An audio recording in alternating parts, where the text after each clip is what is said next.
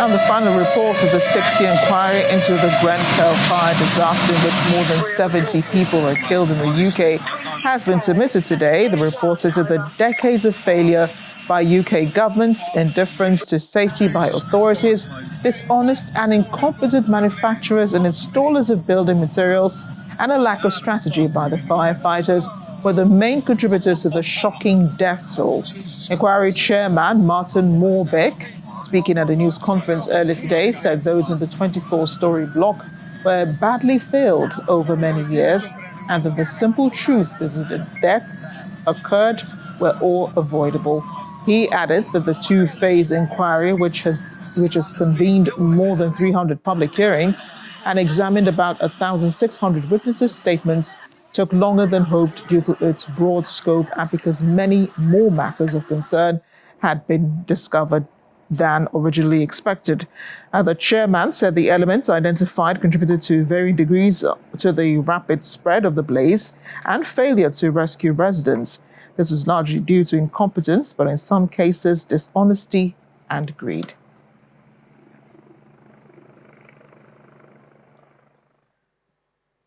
London Mayor Sadiq Khan has also reacted to the report. He had been in office for just over a year when the fire took place. He says reading the report was gut-wrenching for him. Asked about buildings in London which are still unsafe, he says the city has more than double the number of tall buildings that the rest of the country has put together. And that's one of the reasons he has been frustrated and angry at the lack of action over the last 7 years. Khan calls on the government to ensure any company named in the report cannot work with the government or other public bodies and therefore receiving taxpayers' money. The companies named in the report are Arconic, which supplied the cladding, Celotex, which supplied insulation, and Kingspan, which also supplied insulation. General Secretary of the Fire Brigades Union, Matt Rack, said the report was a vindication of what those impacted by the tragedy have called for. He described the treatment of tenants at Grenfell Tower as appalling and referenced how landlords ignored warnings about fire safety. He said warnings the unions had made for several years about deregulation in building rules are at the heart of this report, and he is not completely shocked by its findings. Rack says the appalling state of the fire safety in Britain predates the Grenfell fire, and his union was ignored at the very highest level of authority. The British Prime Minister Sir Keir Starmer has also apologized to families and survivors of the 2017 Grenfell fire, saying it should never have happened. Of these 72 people who died in the disaster, 54 of them were adults, 18 were children. The Prime Minister called for full accountability for those responsible, including possible criminal prosecutions as soon as possible. Now, former Prime Minister Rishi Sunak echoed Mr. Starmer's apology, saying there will be further lessons to learn as the state let the victims down. Sunak says the report is a damning indictment of over 30 years of successive state failures.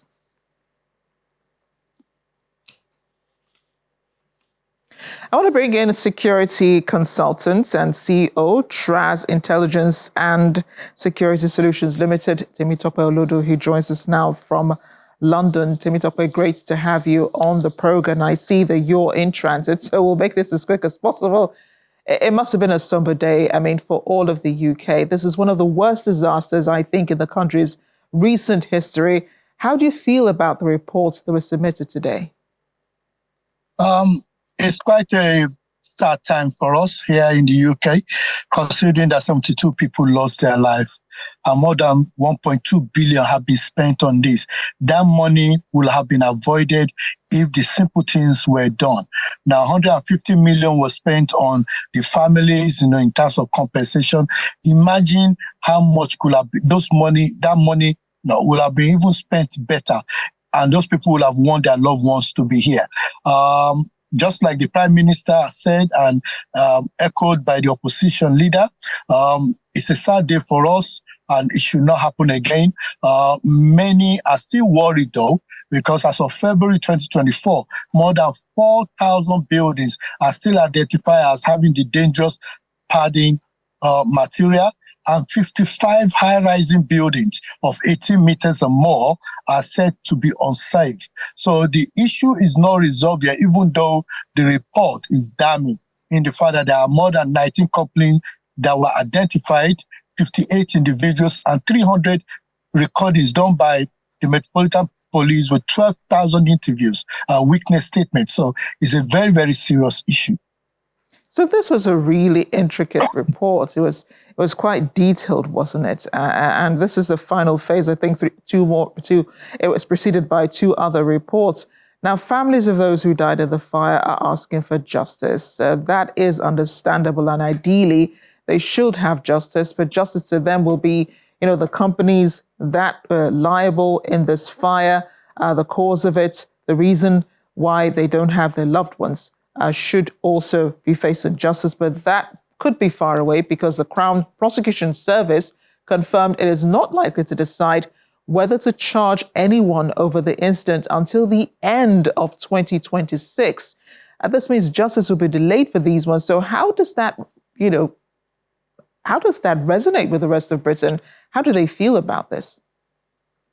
A lot of people will be hearing that and be dismayed by that statement. However, saying that the Prime Minister have, caution that we should be a bit careful because of the criminal prosecution that might be coming forth.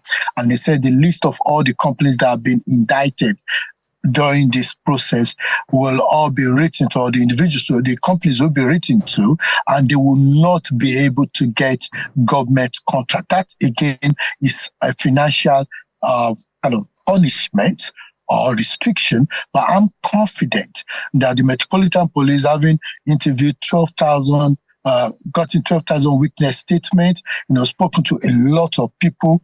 I know that 27,000 line of inquiries took place during this process. So there's a lot that is going on. And the Prime Minister said we should all be careful about what we say because of the criminal prosecution that might be coming forth. So I'll trust the Prime Minister, being a new Prime Minister and eager to do something about this. And the fact that I know that there's a lot of blame game going on, but we'll wait and see what the Crown Prosecution intend to do and how they intend to do their work. Then the public opinion will definitely speak on the matter. Yeah, and it seems Britain has had at least 3 prime ministers since this incident happened. So it just seems like, each government keeps passing the buck until the other government takes over.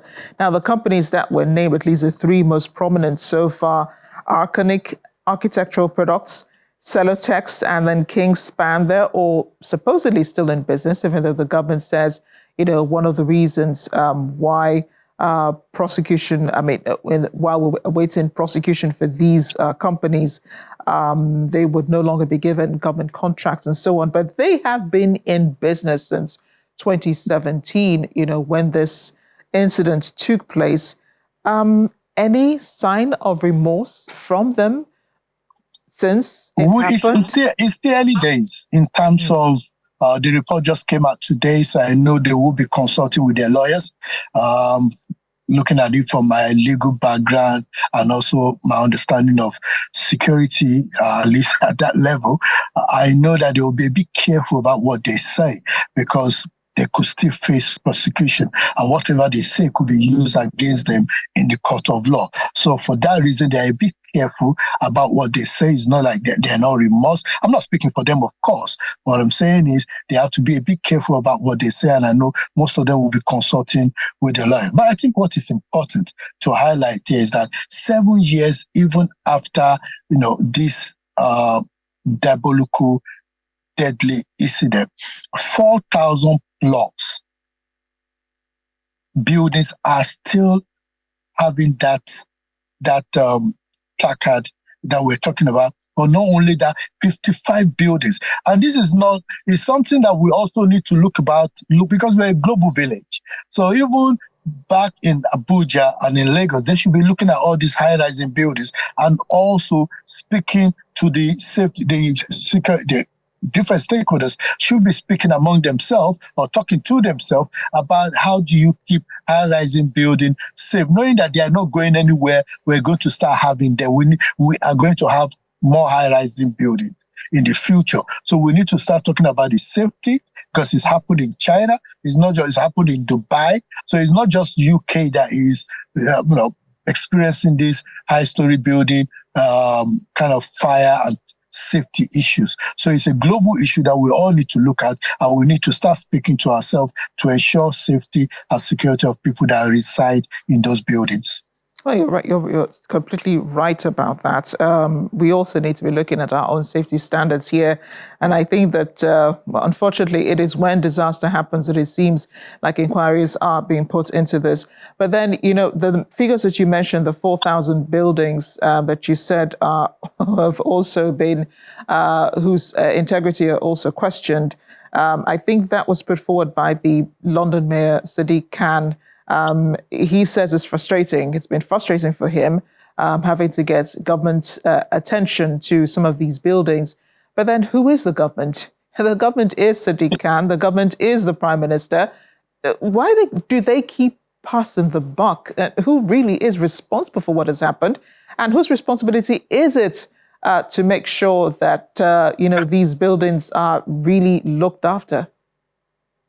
The planning permission is one of those very, very, very important issues when it comes to buildings in the United Kingdom. And we know that part of the report actually did highlight that privatization of some of the bodies responsible. In fact, they actually did mention that the Building Research Establishment, BRE, which was established, which was more than 100 years old, was privatized in 1997. And this is part of the challenges with capitalism, where you're trying to cut down and cut down and cut down. I know that the coalition government, that came together of the conservative and the liberal Democrat also did cut a lot of things. So this austerity agenda that they had a major impact on it. But we should understand that this buck does not stay with the central government alone. The local authorities have responsibility for granting a permission for the buildings. And this building is as far back as 1967. The design was put together 1974, which is 7 years after the building was commissioned. So it's a building that is staying there, and even after the fire, it's important to highlight that the building is still sound. So there's a lot of things that is to go with this. It's about technology that we need to start using in modern houses, and the way we build, the safety issues around modern houses, getting fire brigade involved. Even the fire services have been found wanting because they were not really prepared for it. Yeah, I remember this incident. It was horrific watching this on TV, seeing those, what they call them, the claddings falling off, and then seeing people trying to escape the fire. Some said, just people running out to the stairs, they couldn't get out of their rooms and all of that. It was just horrific, really. The days after, also horrific for the rest of the world as we watched this. And as you rightly mentioned, the fire service is to blame. They did take a while before getting to Grenfell, and then, mobilizing themselves to be able to stop the horror that we saw unfolding in front of us. Temitope Olodo, thank you so much for speaking with us on The World Today. Thank you for having me. We're off on a break now on The World Today. Still ahead, 35 people killed, over 47,000 evacuated amid widespread flooding in southern India.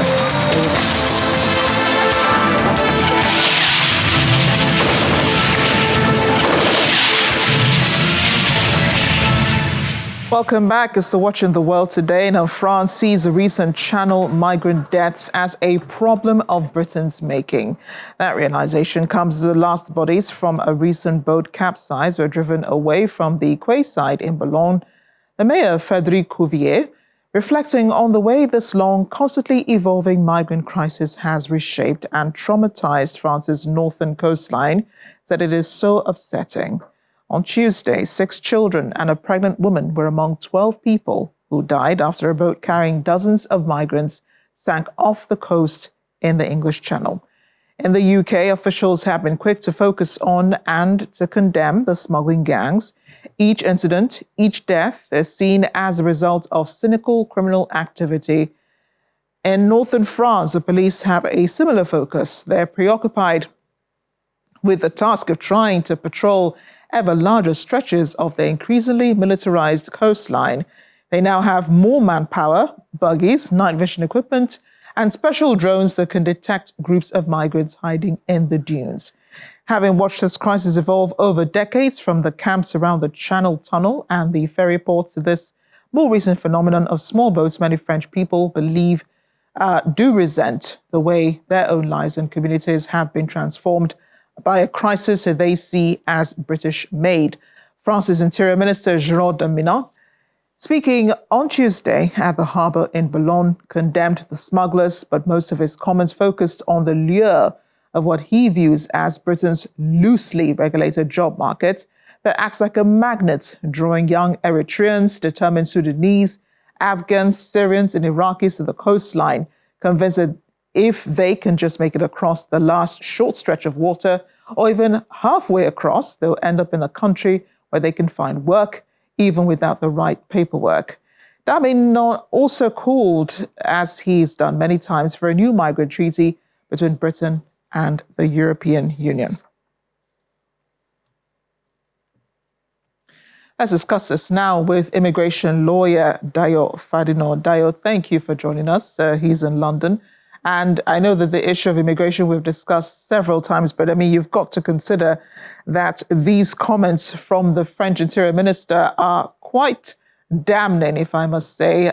What the French people believe the UK is the main reason why these migrants still explore the dangerous parts of the UK. But do you agree with them? Good evening, Amash, and good evening to your viewers.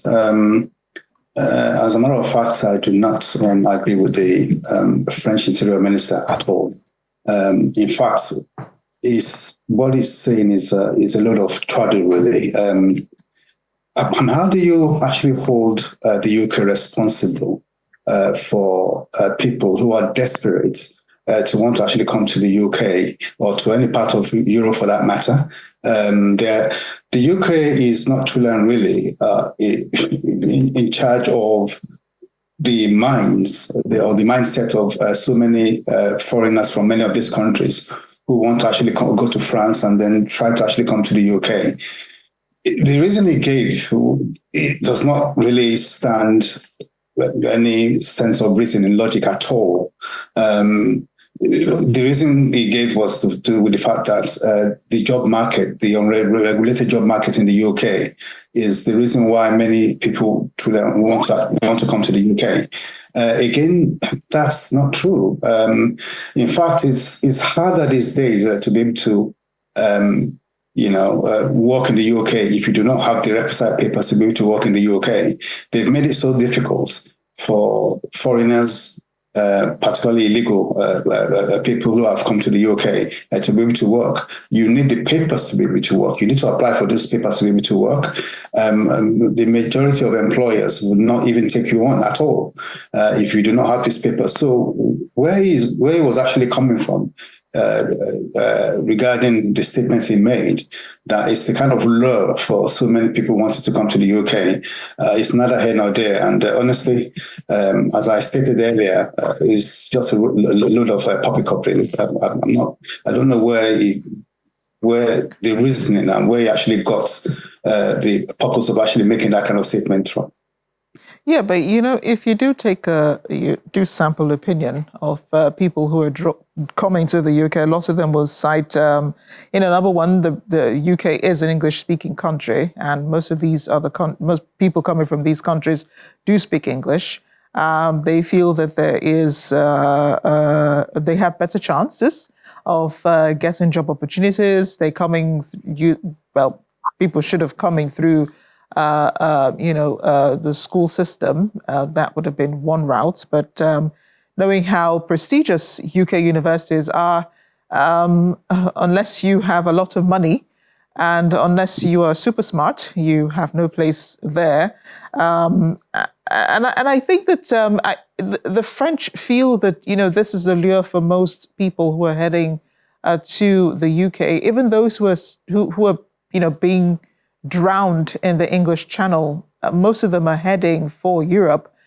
I do understand where you're coming from. It is the reasons that he's giving, but if you do sample opinions, it is the fact that the UK is like this, shining utopia for a lot of people who want to get into Europe. Well, shiny utopia. So many people have the right to be able to at least hold that kind of opinion. But the fact remains that the fact that he made that statement, what does he truly expect or want the UK government or the UK to do? As much as, yes, UK could be attractive to so many people, no doubt, but people who are fleeing persecution or well-founded fear of persecution from any part of the world would want to actually go to any part of the world, including the UK, where they feel they're going to be safe. The fact that they are going through the tunnel, they are going through the Mediterranean, trying to come to the UK or to any part of Europe for that matter, this has been a situation and a problem for quite a long time. And as a matter of fact, if people are fleeing persecution, well-founded fear of persecution, and most of the European countries, the majority of the European countries, are signatories to the UN Convention for the status of refugees. And if they indeed want to claim asylum in the UK or want to come to the UK to claim asylum, it's within their right to be able to do so. I'm not too clear or sure what the French would expect the British government to do. Are they saying that they should tighten up their employment rules and regulations and policies, which is already quite stiff and very, very hard for people to be able to work? So for laying that blame on the UK, I strongly believe it's quite unfair. The migration problem of illegal immigrants is a major European problem, not just for the UK, but all over Europe. So do you think that France has done enough? That was unfair. Do you think France has done enough, to keep these migrants away? Because despite the call for collaboration, and I see that the French Interior Minister said that, excuse me, a new migrant treaty needs to be signed between Britain and Europe and the European Union to stall this. What really has France done to stop irregular migration? Well, as far as France is concerned, I think they're also doing their best, like just any other European country. They've bolstered their borders. They have so many people who are monitoring their borders, who are trying to prevent people from actually, coming to France and possibly going to the UK. They've done their best regarding this, just like any other European country. But this problem persists because people are fleeing persecution. People are fleeing so many wars, famine. So this situation will continue for a while. I cannot see an immediate solution to this anytime soon. It's a big problem for Europe, for the UK, for France, and they're doing their best. They've done what they could, or they're doing what they can to try to actually be on top of this problem. But it's a very, very difficult problem for all European countries. No, I remember the Canadian Prime Minister Justin Trudeau making an announcement just a few days ago about the student situation, student visas, beg your pardon, which is a path to citizenship in Canada. And he says, after the pandemic, there was a vacuum for skilled workers, and somehow that vacuum has been filled. So now it's time to stem the tide of migrants coming into the country. Do you think that might be one example of a solution for the UK and for France? You mean actually stemming the number of students coming to the UK and France? Is that what you mean? Yeah, but yes, but I know that the UK has also made certain restrictions on that. Those who are coming, students who are coming, cannot come with their families anymore. That has been stopped. Yes, well, that's to do with legal migration, really, not to do with what we were discussing earlier, which is illegal immigration. So many countries are doing their bit and their best to, to curb even legal migration. As you rightly alluded to, the UK has made it, quite difficult for so many students to be able to come to the UK to study, even if they're coming legally. And I want to believe that that's a situation with so many other European countries too doing the same thing. Like what Canada has done as far as students are concerned, at least to restrict. They've at least been able to fill the gap of employment in Canada. So. Right. Whether they would now need skilled workers to be coming from different parts of the world is another thing altogether. So I think the same thing is happening in the UK too. Students, legal migration, workers who are initially given visas to come to the UK to work, that's also been restricted. So it could be a good way of curbing illegal migration. But as far as the question of illegal immigration is concerned, it remains a very, very big problem. And that's illegal immigration is far, far bigger a problem than legal migration. How they would be able to stop all these illegal migrants from coming to the UK is yet to be resolved. The government we have right now, the Labour government, don't even have a clue as to what they've not come up with coherent policies to be able to deal with this illegal migration. They promised stronger border control with units all over across the UK border, but how far that's going to be working, we do not know. They've not even put flesh to bone in terms of what these policies are and how these policies will be working. So we continue to have this problem of both legal and illegal migration in the UK and all over Europe. Yeah, and it will be a tough task trying to stem the desperation of the irregular migrants. Thank you so much, Dayo, for speaking with us on The World Today. Oh, it's a pleasure. Thank you very much. You're welcome. Thank you. Well, away from London, it's a day of reckoning for former Philippine Mayor Alice Guo, who's been arrested in Indonesia after being accused of spying for China. The former mayor, who is said to have disappeared in July, has been on the run for weeks after the Philippines Authority sought a hunt for her arrest across 4 countries following an investigation into her alleged criminal activities. Authorities accused her of protecting online casinos, which were a front for scam centers and human trafficking syndicates in her sleepy pig farming town, Bamban, an allegation she denies. Authorities believe that Ms. Guo slipped past border checks in July and took several boats crossing neighboring Malaysia and Singapore on her way to Indonesia, where she was arrested on the western border of the capital, Jakarta. Philippines President Ferdinand Marcos Jr. said she would be flown back to the Philippines, indicating her arrest is a warning to those who attempt to evade justice. The dramatic nature of her case, which has since seen her sister arrested and questioned by the Philippine Senate, sparked fury in the country and drew international attention.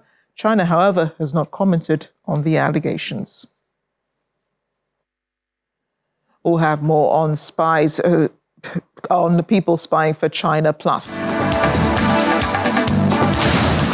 Stuck in traffic in Dubai? Well, you could be saying hello to new robot policemen. Stay with us.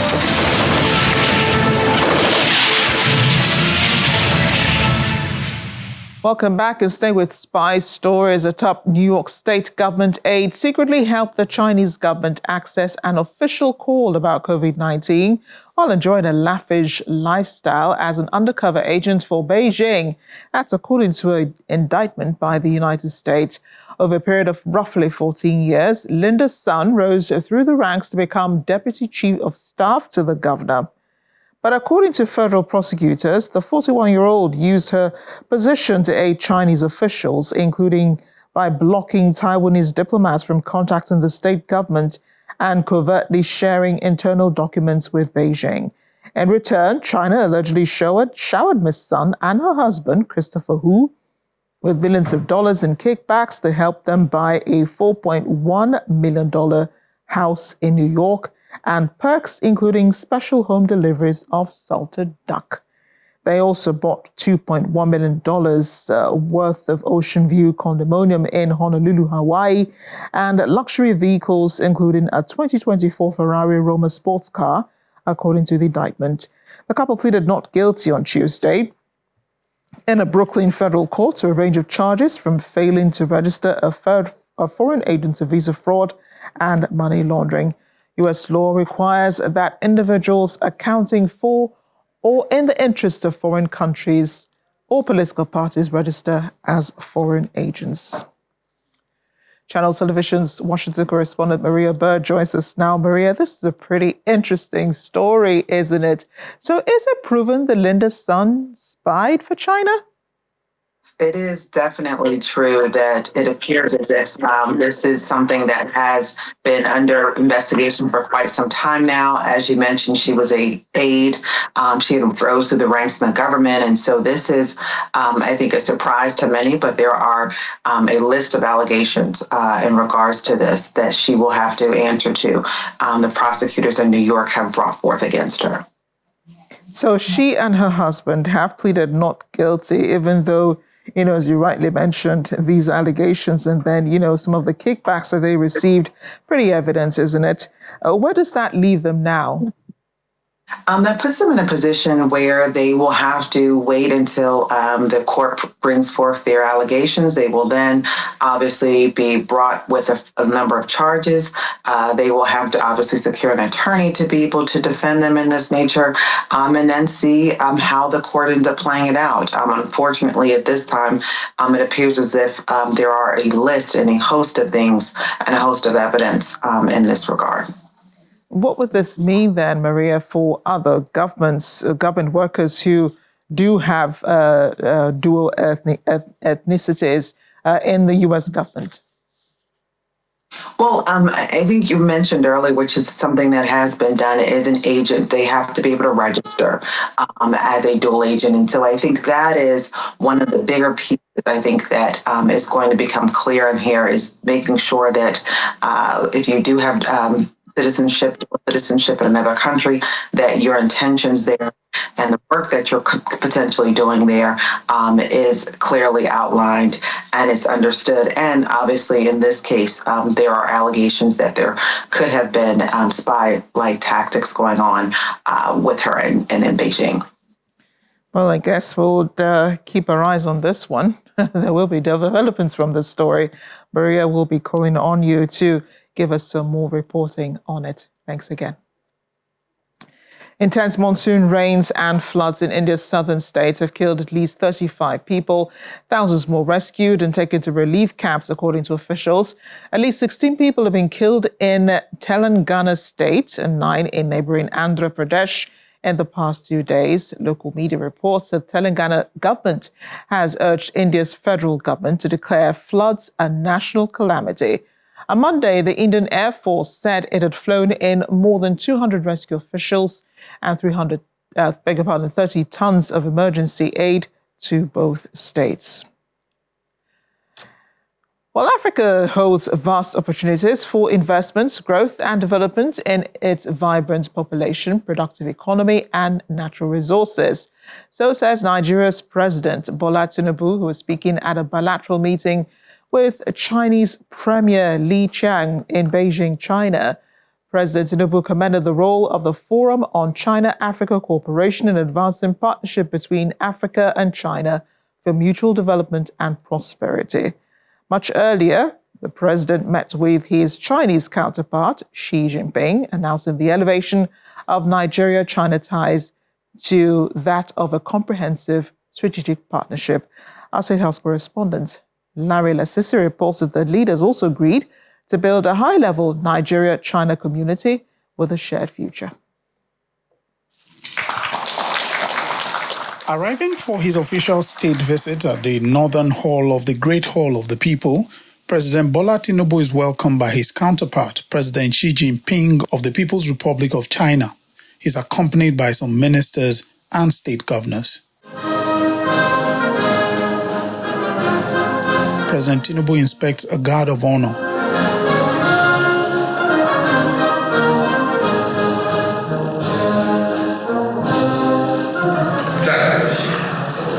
Following the ceremony, the two presidents sit down with their delegations for bilateral discussions. President Jinping said China and Nigeria, as major developing countries, strengthening strategic coordination will inject fresh impetus to the China-Africa relations. I thank you for the... In his contribution, President Tinubu outlined Nigeria's readiness and commitment to economic development.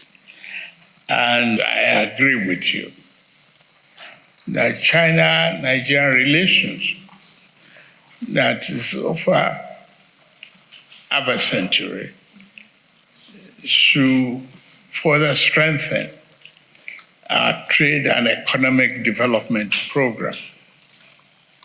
Nigeria has a very great potential as largest population in Africa. It is then time for the signing of 5 memoranda of understanding by officials of both countries as the two presidents observe the proceeding.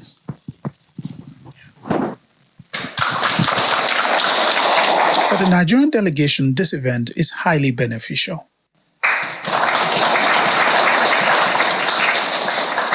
Specific agreements were signed, memorandum of understanding.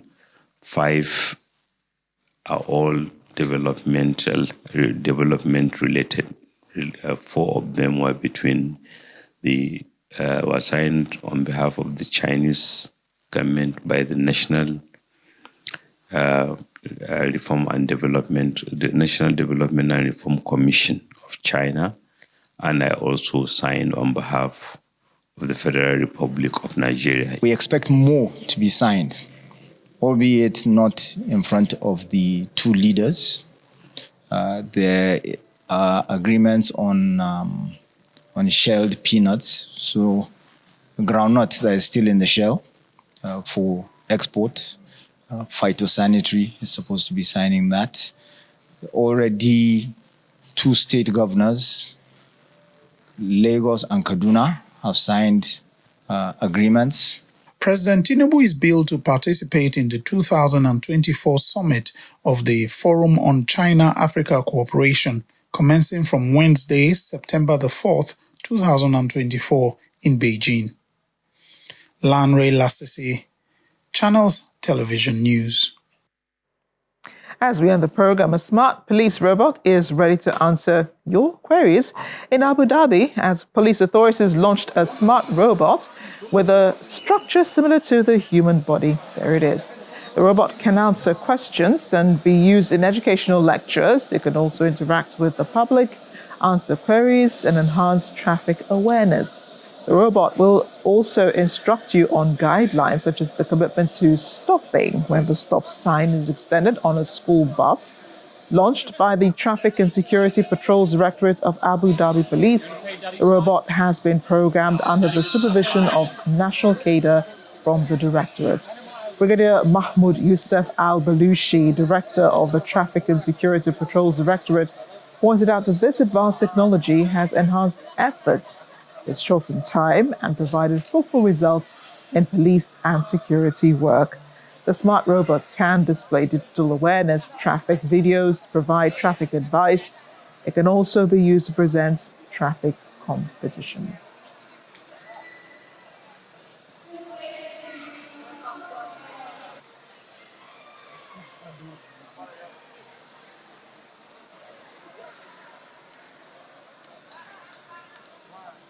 Just wondering if the police robots will have a sense of judgment. Thanks for watching The World Today. I'm Amarachi Ubadi.